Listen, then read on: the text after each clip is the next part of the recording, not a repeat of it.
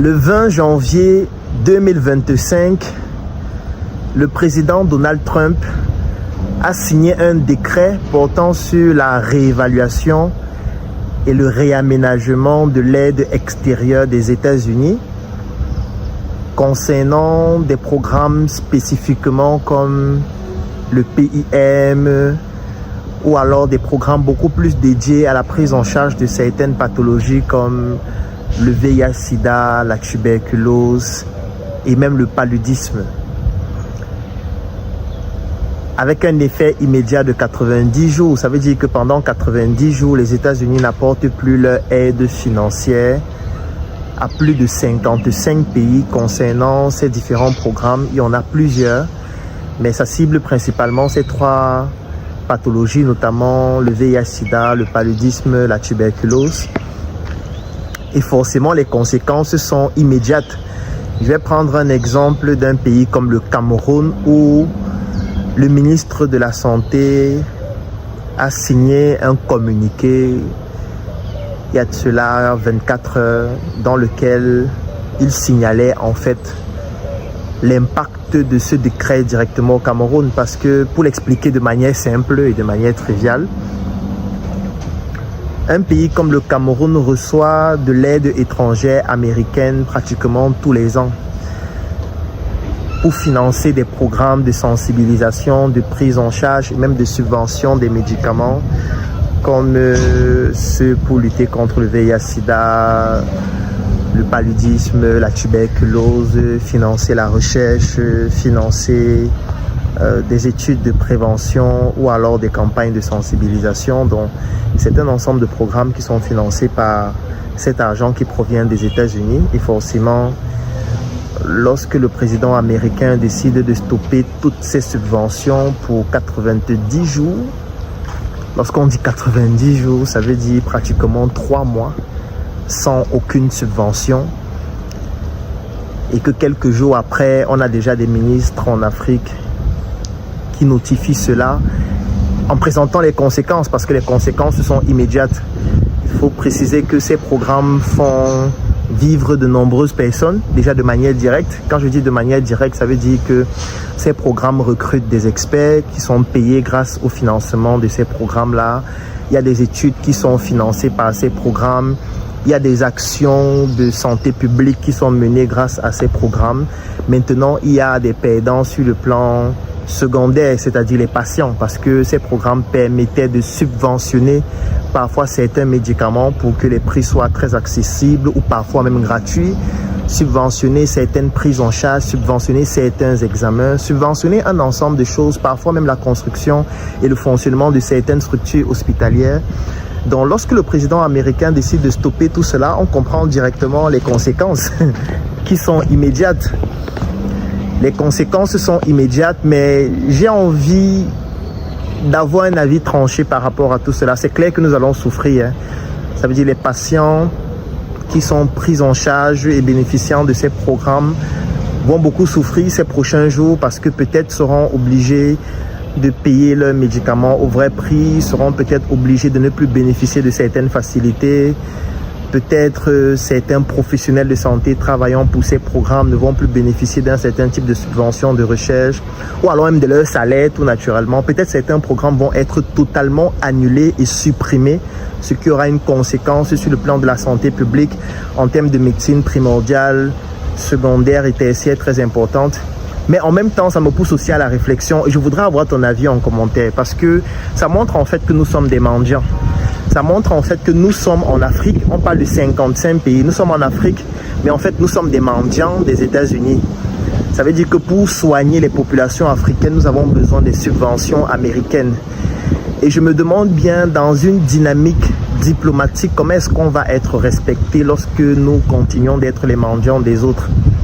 Parce qu'il suffit que Donald Trump tousse aux États-Unis pour que nous mourons en Afrique, pour que nous n'arrivons plus à nous soigner.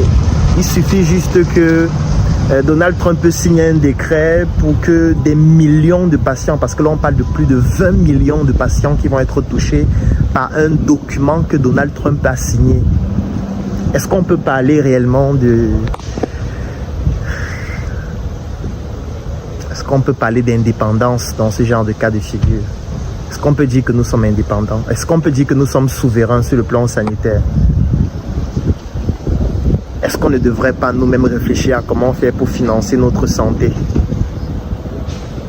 Moi, je voudrais avoir vos avis en commentaire, que ce soit des professionnels de santé, que ce soit des économistes, que ce soit toute personne qui estime avoir un point de vue pertinent à donner concernant cette thématique.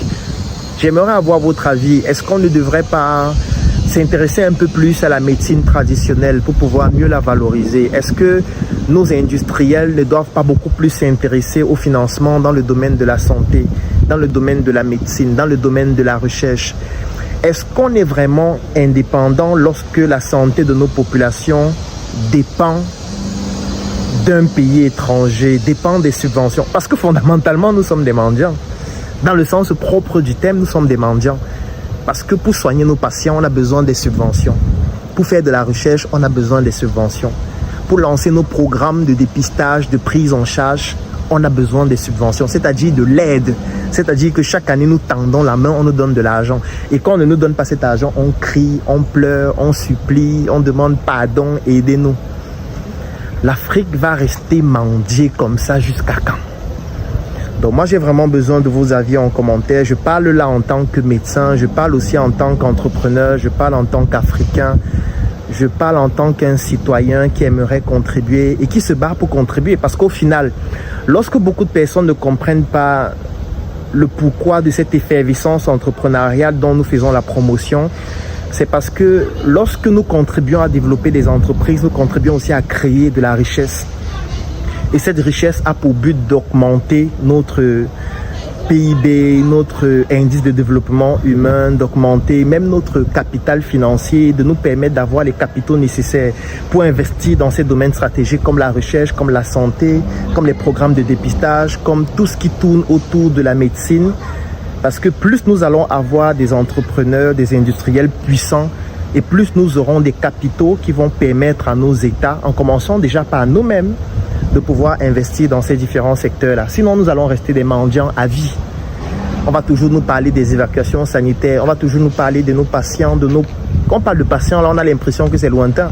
Le patient, là, ça peut être ta copine, ça peut être ta femme, ça peut être ton père, ça peut être ta mère, ça peut être ton fils qui souffre de paludisme et qui bénéficiait d'un programme qui lui permettait, entre la naissance et 5 ans, d'avoir parfois une prise en charge gratuite et qui peut-être finalement n'aura plus cette prise en charge gratuite. Toi qui n'as même pas déjà un travail pour te permettre un certain niveau de vie pour pouvoir soit te payer une assurance ou tout autre. Donc moi j'ai besoin de vos avis en commentaire, de vos appréciations, de ce que nous pouvons faire, des actions que nous pouvons mettre en place, peut-être pas pour subventionner nous-mêmes, parce qu'on parle quand même de subventions en milliards. Le Cameroun, ces dernières années, ça représente plus de 80 milliards d'après les recherches que j'ai effectuées. C'est clair que moi, je ne peux pas permettre de financer cela, mais nous pouvons le faire ensemble si nous décidons de mener des actions qui sont stratégiques et qui sont efficaces. Donc j'ai besoin de vos avis en commentaire pour savoir comment faire, comment procéder. Et je serais heureux de vous lire, de vous écouter, d'apprendre aussi de vous, afin qu'ensemble, nous puissions nous développer. Comme j'aime toujours dire, nous sommes tous ignorants, mais pas de la même chose. J'offre 3 mois d'accompagnement sur mesure gratuitement à tous les membres de la Startup Academy. La Startup Academy, c'est cette initiative qui a vu le jour en 2016 et qui est basée sur un trépied que nous appelons le trépied idéologique, qui comporte la sensibilisation en ce qui concerne l'entrepreneuriat, la formation sur tous les métiers et les secteurs d'activité qui tournent autour des opportunités d'affaires et enfin l'investissement dans des projets. Que vous soyez un débutant, un étudiant, un entrepreneur ou alors toute personne qui est intéressée par les affaires, durant cet accompagnement qui va durer 3 mois et qui est entièrement gratuit, vous allez bénéficier de notre retour d'expérience, de notre visibilité et surtout de nos stratégies qui vont permettre à votre projet de pouvoir décoller. Je vais laisser un lien dans la description de cette vidéo et en commentaire. Vous cliquez dessus, vous remplissez le formulaire pour pouvoir bénéficier en exclusivité de cet accompagnement gratuit sur mesure par rapport à votre activité qui va durer 3 mois. Rendez-vous à la Startup Academy.